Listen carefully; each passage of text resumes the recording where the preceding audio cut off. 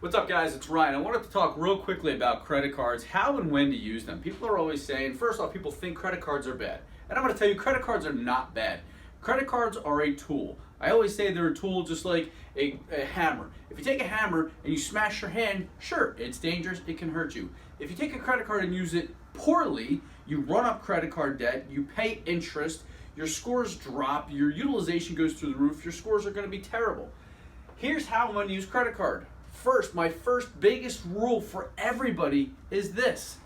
If you have a credit card, do not carry balances, which means whatever you put on the credit card, you have to be able to pay at the end of the week, the month, whatever. It has to be at least by the end of the month, because when your bill is due, let's say you get your card on the 1st, you run it up till the 30th, 31st, and then what happens is 15 days later you have to make your payment. If you cannot pay that bill in full, do not use a credit card.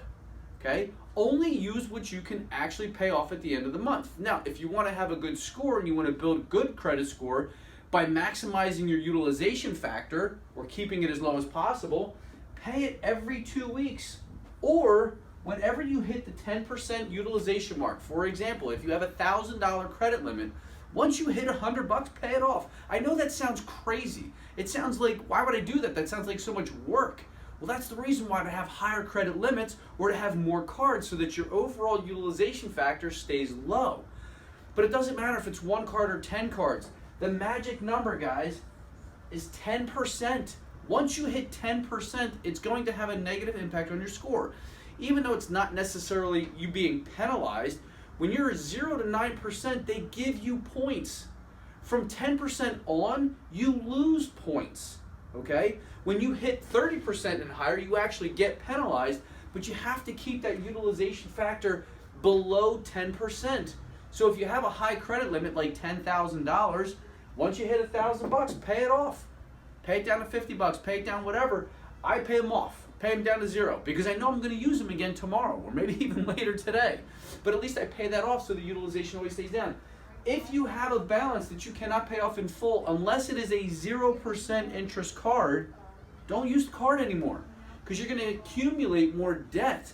And then every single month that you don't pay that bill off in full, you're going to pay interest on it. And interest is the cancer of your finances, so stop paying interest. If you have a credit card, can't pay it off, start using cash or start using a debit card. That's the only time I'll tell you to do it. Yes, you want to put everything, every single thing that I can, whether it's a $1.50 cup of coffee or if it's for my hockey team and it's $3,000, I put everything on a credit card. But I make sure to have the cash so that I can pay it off. If you can't pay it off, don't use the credit card. Okay? I hope you guys find that helpful. It is very important. You have to first establish credit by getting secure credit cards or having a parent help you make you an authorized user. Then you have to start using credit, and by using it you will start to build credit. And then lastly, you have to manage credit. Managing credit is paying on time, keeping low utilization, and keeping accounts open. They're the 3 biggest factors in your credit score. If you have any questions on that, let us know. But please make sure you're being smart and responsible. It is the best and easiest way to build credit. If you're not, it will quickly overnight plummet and you won't be able to buy a house, a car, or anything. All right, hope you guys have a good day. Talk to you later.